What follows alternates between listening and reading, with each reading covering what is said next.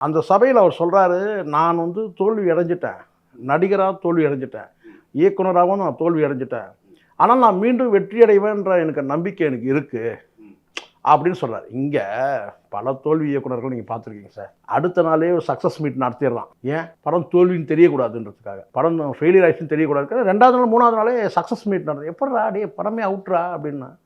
ஆனால் வந்து நம்ம தோல்வி இயக்குனர், தோல்வி பட இயக்குனர் வெளியே வந்துடக்கூடாது, நம்ம இருக்கிற அந்த பிராண்டை மெயின்டைன் பண்ணணும் அப்படின்னு சொல்லி சக்ஸஸ் மீட் நடத்தின இயக்குனர்லாம் இருக்கிறான்.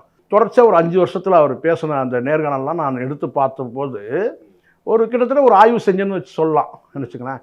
பெரிய ஒரு போராட்டத்தை வந்து நம்ம நினைக்கிறோம், என்ன நினைக்கிறோம், பெரிய இயக்குனர் பாரதி ராஜா அவருடைய மகன் தானே, அவருக்கு அப்படியே சிகப்பு கம்பளம் போட்டு அவரை வரவேற்பு கொடுத்துருப்பாங்க அப்படின்னு நம்ம நினைக்கிறோம்.